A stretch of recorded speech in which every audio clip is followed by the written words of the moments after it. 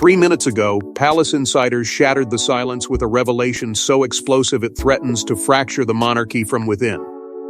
A clandestine meeting. A closed-door gathering under absolute secrecy. And at the center of it all, Queen Camilla.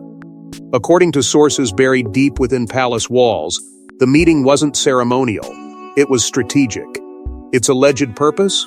To quietly halt Catherine's coronation before the world ever saw it coming. Before we go deeper into what this really means for the royal family, make sure to subscribe so you don't miss a single update. What unfolded, insiders claim, was not a routine royal discussion, but an emergency summons delivered without warning, without official scheduling, and without the comforting structure of palace protocol. Invitations were not written. They were whispered. Senior aides were reportedly contacted through private channels and instructed to arrive discreetly, their presence unrecorded, their movements unnoticed. Before entering the room, those selected were allegedly reminded of a single rule: absolute silence. No notes, no messages, no trace. The urgency was unmistakable, and the absence of ceremony spoke louder than any royal proclamation ever could. Behind those sealed doors, the mood was described as calculated rather than emotional. This was not panic. It was precision. For weeks, palace staff had sensed a subtle shift in tone within Camilla's inner circle. Conversations grew shorter, meetings stretched longer. Glances lingered when Catherine's name surfaced in briefings. Her rising influence, her growing command of public admiration and institutional confidence had not gone unnoticed at the highest levels. According to insiders, what unsettled certain figures was not merely the inevitability of Catherine's coronation, but the pace and power with which she was redefining the monarchy's future. Claims emerging from the leak suggest that a confidential strategy was drafted, one focused not on confrontation but on delay. Technicalities were allegedly explored. Timing was scrutinized. Advisory pathways were discussed with surgical attention. The goal, sources insist, was never to create open conflict, but to slow momentum quietly, to introduce hesitation where certainty once stood. Palace aides reportedly described the atmosphere as intense yet composed, as though everyone in that room understood the historical weight of what they were contemplating. This was legacy on the line, authority under quiet review. Yet even the most carefully guarded walls cannot silence every whisper. The first internal leak surfaced only minutes ago, bypassing traditional press channels and landing like a thunderclap across royal discourse. Those close to the situation suggest that the revelation was not accidental but deliberate, a calculated risk taken by someone who believed the public deserved to know. And now, the monarchy finds itself facing not only an internal power struggle, but an external storm of scrutiny. If these allegations are true, the implications stretch far beyond a single meeting. They point toward a deeper tension that has been building beneath polished appearances and united front narratives. Because to consider halting a coronation is to challenge destiny itself within royal tradition. It signals fear. It signals calculation. And most of all, it signals that the balance of influence inside the palace may not be as stable as it appears. But to understand why such a drastic move would even be considered, we must look deeper into the growing power shift that has quietly redefined the royal hierarchy. Catherine wasn't just preparing for a coronation, she was becoming the monarchy's emotional anchor. Public approval surged, international admiration grew, and within palace corridors, her influence quietly expanded. But power in the monarchy is never accidental. It is measured, protected, and fiercely guarded. So when Catherine's star began to eclipse others, was it inevitable that someone would feel the ground shifting beneath them? What began years ago as quiet observation slowly transformed into undeniable presence. Catherine's evolution from dutiful duchess to commanding royal figure did not happen overnight. It unfolded step by deliberate step, through discipline, restraint, and an instinctive understanding of public emotion. She learned when to speak and when silence would carry more weight. She understood that the monarchy survives not through force, but through trust. And gradually, that trust began consolidating around her. Insiders claim that internal polling painted a striking picture. Catherine was increasingly viewed not just as a future queen, but as the stabilizing force of a new era. Headlines framed her as continuity and renewal wrapped in one figure. Approval ratings surged in ways that even seasoned royal advisors reportedly did not anticipate. Conversations that once centered around ceremonial preparation began shifting toward strategic influence. Meetings that traditionally excluded her circle now allegedly sought their input. And in the subtle arithmetic of palace politics, every inclusion carries meaning. Behind closed doors, decision-making pathways quietly adjusted. Advisors aligned with Catherine found their counsel carrying greater weight. Charitable initiatives associated with her began receiving priority visibility. International tours reportedly revolved around her diplomatic appeal. None of it was dramatic, none of it overt. That is precisely why it was powerful. Influence inside the monarchy rarely announces itself. It grows quietly until it becomes impossible to ignore. At the same time, media narratives began drawing comparisons that some insiders describe as dangerous. Stories framing Catherine as the embodiment of the monarchy's future inevitably cast shadows over those associated with its present. Commentary contrasted generational appeal with established authority. The implication lingered between the lines, one chapter rising as another risked being remembered differently. And in an institution built on legacy, perception can wound more deeply than opposition. Reports suggest that subtle shifts occurred within ceremonial protocol. Seating arrangements changed in barely noticeable ways. Order of precedence in public appearances seemed to favor emerging prominence. These details might appear minor to outsiders, but within royal tradition, symbolism carries enormous weight. A step forward can feel like a step over someone else, and insiders whisper that those small adjustments were not missed. There were emotional undercurrents as well. Younger members of the royal family reportedly gravitated toward Catherine's leadership style. Staff described her as calm yet decisive, empathetic yet firm. She represented momentum. She represented inevitability. And with inevitability comes fear, not always of the individual but of what their rise signifies, because power rarely transitions peacefully within royal history. It shifts through negotiation, resistance, and sometimes silent battles that unfold far from public view. As admiration consolidated around Catherine, internal concern allegedly surfaced about historical positioning. Would her coronation redefine narratives that others had spent decades shaping? Would her reign cast prior struggles into the background? These were not petty questions. They were existential ones for those who had fought to secure their place in the monarchy's story. And as Catherine's influence grew impossible to ignore, those who had fought decades for their place on the throne may have begun calculating their next move. For Camilla, the crown was never simply inherited, it was endured. Years of scrutiny, criticism, and calculated patience led to her ascension. Every step toward legitimacy was hard-won. So when whispers suggested Catherine's coronation would eclipse her own reign's narrative, insiders claim it struck deeper than protocol. It threatened legacy. And in monarchy, legacy is everything. Long before the titles and formal recognition, Camilla stood at the center of storms that would have broken lesser figures. Public backlash followed her relentlessly. Headlines questioned her place. Commentators dissected her every gesture. Acceptance did not arrive easily, and forgiveness did not come quickly. She survived not through popularity, but through endurance. Those who observed her closely say she mastered restraint, understanding that in royal life survival often depends on patience measured in decades, not months. When legitimacy finally came, it was not triumphant in the traditional sense.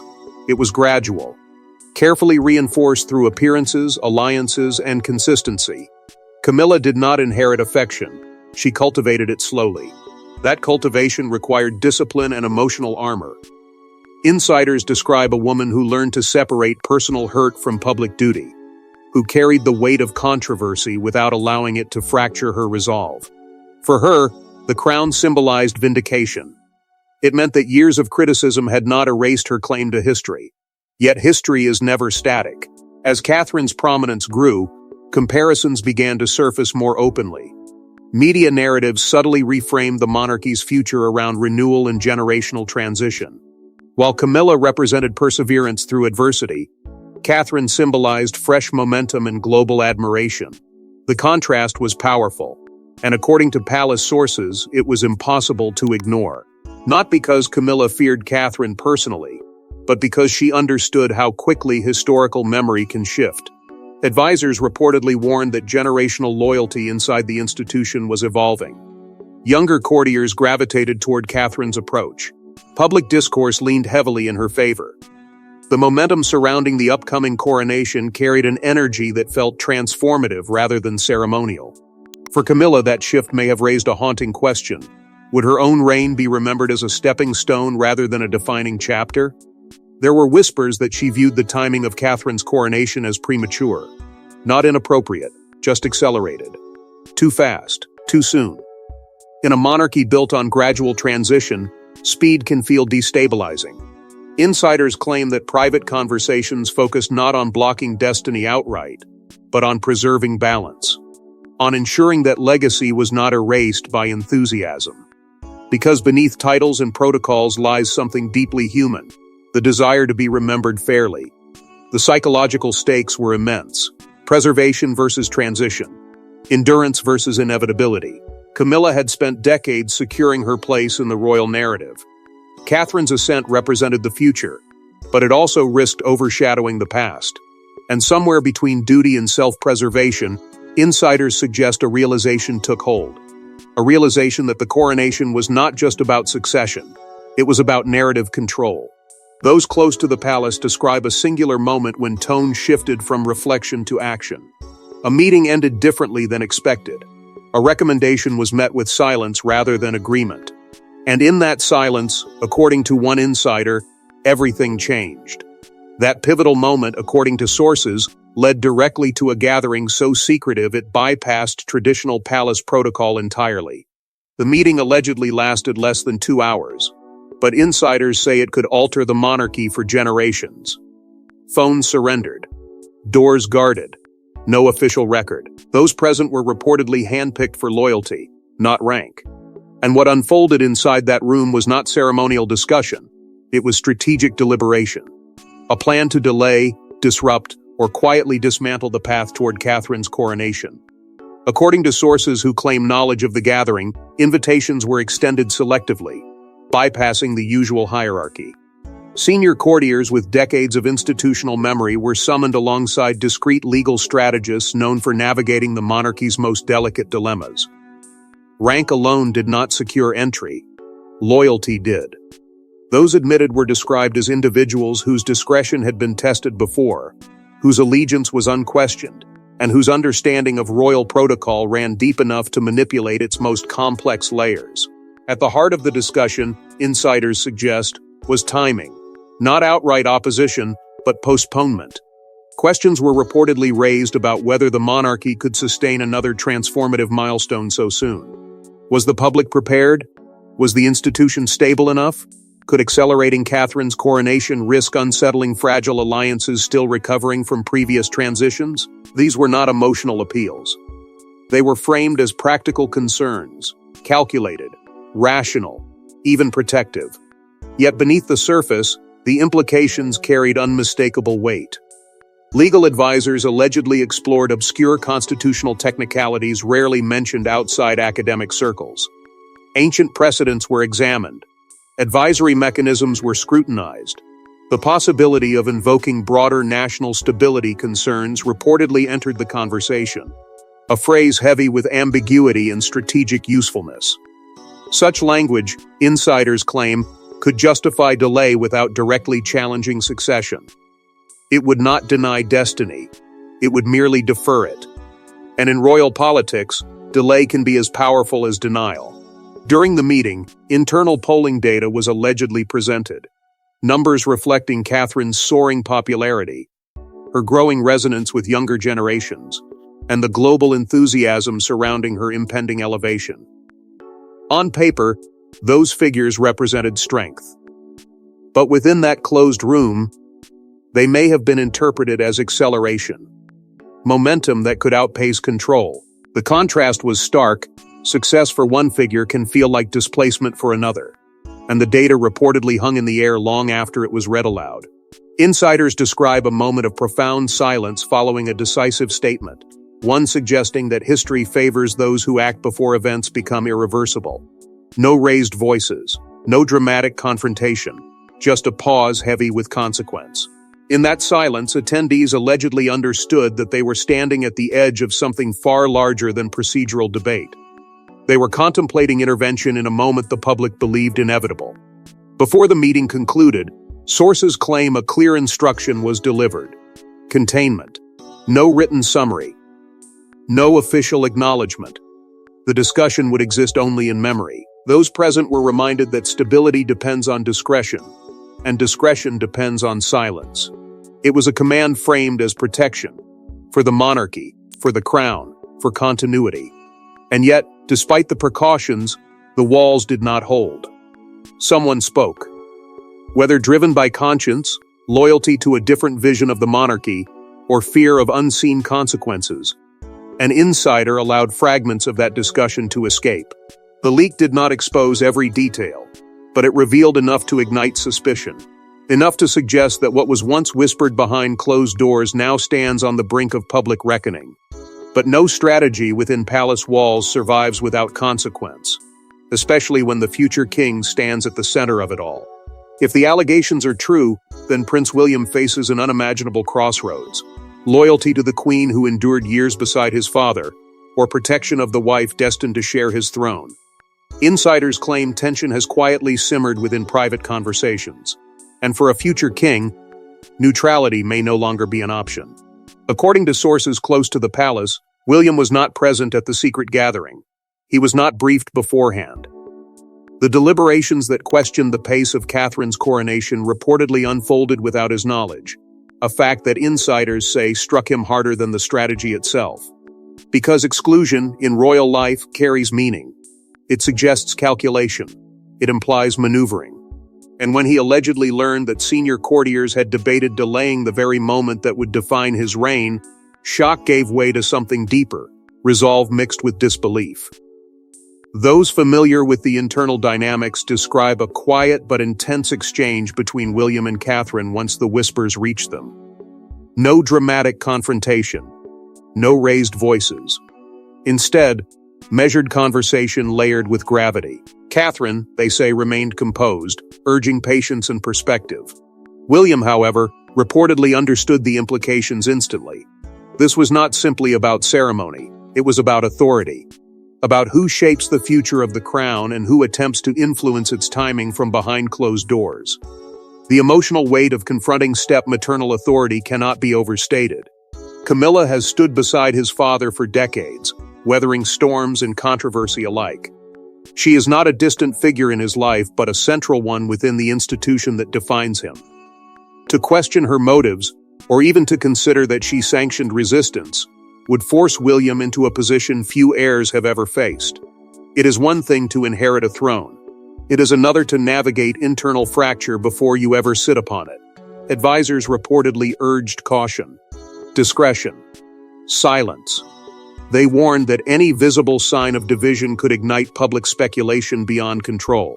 The monarchy's strength lies in its image of unity, and cracks, once exposed, widen quickly. But William's role is no longer ceremonial preparation. It is leadership in rehearsal. And leadership demands clarity. Insiders claim that he has begun asserting himself more decisively, signaling, quietly but firmly, that the future of the monarchy cannot be reshaped without his awareness. There is also the looming possibility of public fallout. If the leak continues to gain traction, if speculation escalates into accusation, William could be forced to take a visible stance. Defending Catherine too aggressively risks inflaming tension. Remaining silent risks appearing complicit. The balance is delicate, and every decision now carries amplified consequence. This moment, according to those watching closely, may define his kingship long before the crown touches his head. It tests his ability to balance loyalty with destiny, restraint with authority. The heir must decide whether to preserve harmony at any cost or to protect the inevitability of his own reign's trajectory. And in that decision lies a quiet transformation, from prince to sovereign in waiting. Yet the conflict did not remain confined to private chambers. It began to ripple outward in ways no one anticipated. 3 minutes ago, the silence shattered. A trusted palace insider stepped forward, risking position and privilege to expose what was never meant to surface. The revelation spread like wildfire through media circles before official channels could react. And now, the monarchy faces a modern threat it cannot easily silence: public scrutiny. Within moments, a digital timestamp began circulating, marking the exact second the allegation entered the public domain, turning rumor into recorded history. The identity of the insider remains concealed, protected by anonymity yet amplified by credibility. That single act transformed a guarded internal discussion into a national debate. Media outlets scrambled for confirmation, contacting palace representatives who reportedly offered no immediate comment. The refusal to respond only intensified suspicion. Silence, once a shield, now appeared strategic. Social platforms erupted with speculation, dividing the public into fierce camps, those defending institutional stability and those demanding transparency. Constitutional experts began appearing in interviews, questioning whether mechanisms existed to delay a coronation without triggering political fallout. What had started as a whisper inside palace walls had evolved into a constitutional conversation unfolding in real time. Coronations are not merely ceremonies, they are constitutional milestones. Yet history reveals that even the most anticipated royal transitions can encounter delay under extraordinary circumstances. Advisory councils possess influence that rarely captures headlines but quietly shapes outcomes. Obscure clauses embedded within centuries-old frameworks allow for interpretation, especially when concerns about stability are invoked. If the alleged strategy holds substance, the path forward may not be as inevitable as once believed. Legal gray areas suddenly became the focus of intense analysis. Could broader national interest considerations justify postponement? Would parliamentary consultation be required, or could discretion remain within palace authority? The mere existence of these questions shifted perception. The monarchy thrives on certainty, on ritual that feels timeless and unshakable. To suggest interruption introduces vulnerability, and vulnerability invites scrutiny from both domestic observers and international partners watching closely for signs of division. Public perception now plays a critical role. A coronation delayed under the shadow of internal conflict risks, appearing fractured rather than ceremonial. Diplomatically, uncertainty carries consequences. Allies expect continuity. Markets respond to stability. The institution's global image rests on cohesion, not internal rivalry. Catherine, according to insiders, has maintained composure amid the unfolding storm, understanding that visibility must be measured and that silence can project resilience rather than retreat. Yet behind the analysis lies something more volatile: the struggle to control narrative. Each unanswered question fuels momentum. Each expert opinion widens the spotlight. The monarchy's challenge is no longer limited to managing private disagreement, it is confronting public doubt. And doubt, once embedded, reshapes trust. As public pressure intensifies and legal maneuvering unfolds behind the scenes, one question becomes unavoidable. What happens if the coronation itself is placed in jeopardy? And who will ultimately decide its fate? Catherine has not spoken publicly. No denial, no confrontation, just measured appearances and unwavering composure. But insiders claim silence is not surrender, it is strategy. Behind the scenes, preparations reportedly continue. Advisors remain confident, and if this was meant to weaken her ascent, it may have ignited something far stronger. What began as a whispered meeting now threatens to redefine the royal future. Legacy clashes with destiny. Loyalty confronts ambition. And the crown, heavy with history, hangs in delicate balance. If palace insiders are correct, this is no minor disagreement. It is a battle for the monarchy's next era. Through the storm of speculation, Catherine's restraint has become its own statement. She has offered no rebuttal, no emotional reaction, no visible strain. Those closest to her suggest that she understands something fundamental about royal endurance. History rewards patience. While headlines swirl and factions argue, she continues forward with quiet precision, reinforcing alliances and strengthening the trust that has elevated her to this moment. Insiders whisper that a counter-strategy is taking shape, not one rooted in retaliation, but in inevitability. Momentum once established is difficult to dismantle. Public sympathy appears to be consolidating around her. In an age where perception shapes power, composure under pressure often reads as strength. Younger generations reportedly see in her a symbol of continuity without stagnation. The emotional bond between Catherine and William, described by insiders as unshakable, further reinforces the image of unity that the monarchy desperately needs. And that unity carries its own force, especially when contrasted with allegations of internal resistance. Yet the stakes extend beyond personal resilience. The monarchy's equilibrium is fragile. Camilla's hard-won legacy stands on one side, Catherine's accelerating future on the other. William's inevitable decision hovers at the center, heavy with consequence. He cannot remain suspended between loyalty and destiny forever. His choice, whether visible or silent, will signal which chapter defines the next era. And in the background, public opinion operates as a modern power that no institution can ignore. There remains the risk of fracture. A divided monarchy invites scrutiny that can outlast any single controversy. But there is also the possibility of recalibration, of reconciliation shaped quietly, behind walls that have witnessed centuries of crisis. History is filled with moments where conflict forged stronger leadership. Strength is often refined under pressure. And perhaps this tension is not the end of stability, but its transformation. The larger question lingers, unresolved and potent: who truly commands the future of the crown? Is it legacy secured through endurance, or destiny propelled by momentum? Is it strategy crafted in secrecy, or trust earned in public view?